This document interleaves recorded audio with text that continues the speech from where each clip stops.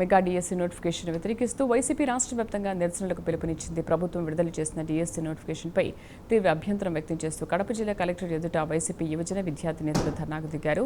ఇది mega DSC కాదు, దగా డిఎస్సీ అంటూ నినాదాలు చేశారు. అభ్యర్థులకు న్యాయం జరిగేలా నోటిఫికేషన్లో మార్పులు చేయాలని డిమాండ్ చేశారు. మరింత సమాచారం మా ప్రతినిధి సుధీర్ అందిస్తారు. రాష్ట్ర వ్యాప్తంగా ఇవాళ వైఎస్ఆర్ కాంగ్రెస్ పార్టీ ఆధ్వర్యంలో యువజన విభాగం ఆధ్వర్యంలో కూడా రాష్ట్ర వ్యాప్తంగా జిల్లా కలెక్టర్ నిరసన కార్యక్రమం చేపట్టడం జరిగింది. అందులో భాగంగా ఇవాళ కడప కలెక్టరేట్ కార్యాలయం ఎదుట కూడా యువజన విభాగం ఆధ్వర్యంలో కూడా మెగా డిఎస్సీ పైన కూడా ఒక యుద్ధాన్ని ప్రకటించారని చెప్పుకోవచ్చు. ఈ నేపథ్యంలో కూడా ఉదయం నుంచి ఇప్పటి వరకు కూడా దాదాపు నిరసన తెలిసిన పరిస్థితి ఉంది. అయితే ఈరోజు దాదాపుగా మనం చూసుకుంటే వందలాది మంది కూడా ఇక్కడ రావడం జరిగింది. అసలు మెగా డిఎస్సీ పైన ఏంటి, అసలు ఇంత యుద్ధాన్ని ఎందుకు ప్రకటించారనిపై మనం మాట్లాడేందుకు ఇక్కడ యువజన విభాగం సంబంధించినటువంటి నాయకులు ఉన్నారు. అటు తెలుస్తున్నాం. అసలు ఏంటి మీరు ఈ నిరసన ద్వారా ప్రభుత్వానికి ఏం చెప్పాలనుకుంటున్నారు? అసలు రాష్ట్ర ప్రభుత్వం ప్రజల జీవితాలు వెలుగులు నింపాల్సిన అవసరం ఉంది. ఇలాంటి వెలుగులు నింపాల్సిన అవసరంలో వీళ్ళు నిప్పులు చల్లుతూ డిఎస్సీ అభ్యర్థుల జీవితాల్లో అంధకారం నెట్టేస్తున్నారు. డిఎస్సీ నియామకాలనేటి ఒక జీవితంలో ప్రతి కుటుంబంలో వాళ్ళు ఆనందంగా స్వీకరించాల్సిన ఉద్యోగ భర్తీలు ఎంత బాధతో వాళ్ళు కుమిలిపోతున్నారంటే దాన్ని వర్ణించలేము. అసలు డిఎస్సీలో ఇన్ని అవకతవకలు జరిగినాయని చెప్పి నవీన్ అనే యువకుడికి ఫస్ట్ ర్యాంక్ వచ్చినా కూడా అతనికి ఉద్యోగం రాలేదంటే అవకతవక జరిగినట్లా కాదా? మెరిట్ లిస్టుని వాళ్ళు డిలీట్ చేసినారు కాబట్టే ఇంతమంది వైఎస్ఆర్ కాంగ్రెస్ పార్టీ యువజన విభాగం అంతా రోడ్ల మీదకి వచ్చి వాళ్ళ తరపున పోరాడేందుకు ఈరోజు సిద్ధంగా ఉన్నాము. ఈ ఉద్యమాన్ని ఈరోజు ఆరంభం మాత్రమే. మీరు చెప్పండి, ఈ డిఎస్సీ నోటిఫికేషన్లో ఎటువంటి లోపాలనైనా మీరు గుర్తిస్తున్నారు? అసలు ఈ కుటుంబ ప్రభుత్వంలో మొత్తం ఏదైనా సరే ఏ జాబులు అయినా అమ్ముకోవడమే సరిపోతుంది పూర్తిగా. వచ్చిన ఒకే ఒక ఛాన్స్ డిఎస్పీ కూడా ఇన్ని అసలు రిలీజ్ చేయనివి వచ్చిన డిఎస్పీ కూడా ఈ 16,000 జాబులు కూడా వచ్చిన దాంట్లో కూడా దీంట్లో కూడా మొత్తం అందరికి అమ్మేస్తే ప్రతి ఒక్కరు కష్టపడి రాత్రింబోళ్ళు కష్టపడి డిఎస్పీ అనేది ఎంతో కష్టపడి రాసే ఉద్యోగం. దాన్ని కూడా మొత్తం అంతా మెరిట్లో ఉండే వాళ్ళకి ఇవ్వకోకుండా ఇప్పుడు మెరిట్లో ఫస్ట్ ర్యాంక్ వచ్చిన అతను కోర్టుకు వెళ్ళి అతను పోరాడడం జరుగుతుంటే ఈ రాష్ట్ర కూటమి ప్రభుత్వం అంతా మొత్తం ఉండే నిరుద్యోగులందరినీ సర్వనాశనం చేయడానికి ఈ కూటమి కంకణం కట్టుతుందని నేను భావిస్తున్నాను. అంటే మీరు చెప్పండి, ఈరోజు ఇంత పెద్ద ఎత్తున నిరసన తెలిపారు. ఈ నిరసన ద్వారా ప్రభుత్వానికి అల్టిమేట్ ఏమైనా జారీ చేస్తున్నారా? ఈరోజు ఇప్పుడు ఒక 15 రోజుల కిందట నీట్కు సంబంధించి పేపర్ లీక్ అయిందని చెప్పినాం. అప్పుడు వెంటనే సెంట్రల్ గవర్నమెంట్ ఏం చేసింది, వాళ్ళ బీజేపీ వాళ్ళ పాత్ర ఉన్నా కూడా ప్రధానమంత్రి నరేంద్ర మోడీ గారు వెంటనే సిబిఐ విచారణకి ఇచ్చినారు.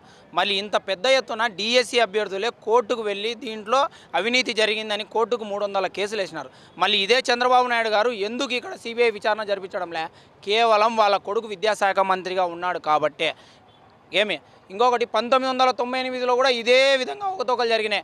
అప్పుడు అవకతవకలు జరిగితే 20 ఏళ్ల తర్వాత దాదాపు 18 ఏళ్ల తర్వాత మా జగన్మోహన్ రెడ్డి గాయంలో 1998కి సంబంధించిన డిఎస్సీ అభ్యర్థులకి పోస్టింగ్ ఇవ్వడం జరిగింది. కేవలం 35 రోజుల్లోనే నోటిఫికేషన్ ఇవ్వడం, ఎలక్షన్ ప్రక్రియ కూడా పూర్తి చేయడం అనేది నిజంగానే ఇక్కడి నుంచే అవినీతి స్టార్ట్ అయిందని చెప్పొచ్చు. ఎందుకంటే ఒక పరీక్షకి ఒకరు ప్రిపేర్ కావాలనే మినిమం 8 నుంచి 10 రోజులు పడుతుంది. 14 పరీక్షలు ఉంటాయి డిఎస్సీ అంటే. ఆ 14 పరీక్షలకి 140 రోజులు అయినా కూడా 120 రోజులు. మీరు ఎందుకు ఆ కాల పరిమితి ఇవ్వకోకుండా వెంటనే ప్రక్రియ పూర్తి చేసినారు అంటే ఎవరైతే డబ్బు ఇస్తారో వాళ్ళకి ఉద్యోగం ఇవ్వాలనే ఉద్దేశంతోనే. నిజంగా చదువుకునే వాడికి ఉద్యోగం ఇవ్వాలనుకుంటే అప్పుడే మీరు టైం పీరియడ్ ఇచ్చేవాళ్ళు, అప్పుడు కూడా ఇవ్వలేదు.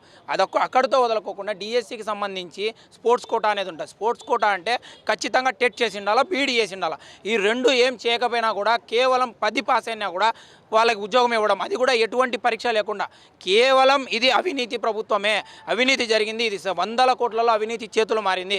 ఖచ్చితంగా మేము చెప్తున్నాం కదా, ఈరోజు ధర్నాతో స్టార్ట్ చేసినాం, రేపు ర్యాలీతో, మన్నాడు దీక్షతో, ఇకపైన కూడా ప్రభుత్వం దిగి రాకపోతే ఖచ్చితంగా ఆమరణ నిరాహార దీక్ష చేపట్టడానికి మేము సిద్ధంగా ఉన్నాం.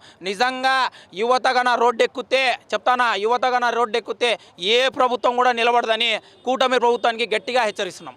ఇప్పటికే విద్యార్థులు కూడా పూర్తిగా అయోమయ పరిస్థితుల్లో ఉన్నారు. ఈ విద్యార్థులు మీరు ఏం చెప్పాలనుకున్నారు? అసలు విద్యార్థులకి నేను ఒకటే చెప్పాలనుకుంటున్నా, రాష్ట్ర చరిత్రలోనే కాదు దేశ చరిత్రలో ఎక్కడా లేని విధంగా 2019లో జగన్మోహన్ రెడ్డి గారు 2,35,000 ప్రభుత్వ ఉద్యోగాలు ఇచ్చారు. మళ్ళీ 2029లో ఖచ్చితంగా వైఎస్ జగన్మోహన్ రెడ్డి గారి ప్రభుత్వం వస్తుంది. మెగా డిఎస్సీ అని ఏ విధంగా అయితే రాజశేఖర రెడ్డి 2005లో ఇచ్చారో 50,000 ఉద్యోగాలు, అలాగనే మా జగన్మోహన్ రెడ్డి గారిని మేము రిక్వెస్ట్ చేసి ఖచ్చితంగా ఏవైతే 1,20,000 ఉద్యోగాలు ఖాళీ ఉన్నాయో ఆ 1,20,000కు సంబంధించి ఒకేసారి మెగా డిఎస్సీ ద్వారా ప్రకటిస్తామని తెలియజేస్తూ, విద్యార్థులు మీరు ఎవరు అధైర్యపడవద్దండి, రాబోయే కాలం మనదే. ఎట్లయినా కూటమి మెడలు వంచైనా కూడా మీ ఉద్యోగాలు మీకు ఇప్పిస్తామని మీడియా ముఖంగా తెలియజేసుకుంటున్నాం. రైట్, ఇది మొత్తంగా చూసుకుంటే కనుక రానున్న గవర్నమెంట్ కూడా మంది అని చెప్పి విద్యార్థులు కూడా ఎవరు అయోమయం పడదని చెప్పి ఇక్కడ ఉన్నటువంటి విద్యార్థి యువజన నాయకులు చెప్పిన పరిస్థితి ఉంది. అలాగే ముఖ్యంగా చూసుకుంటే కనుక ఖచ్చితంగా నారా లోకేష్ ఇంటినైనా ముట్టడిచ్చి ఖచ్చితంగా దీనికి సంబంధించిన నోటిఫికేషన్ తెచ్చుకుంటామని ఇక్కడ నాయకులు చెప్తున్న పరిస్థితి ఉంది. కలెక్టరేట్ నుంచి వీడియో జర్నలిస్ట్ రాకేస్తూ సుధీర్, ప్రైమ్ న్యూస్, కడప.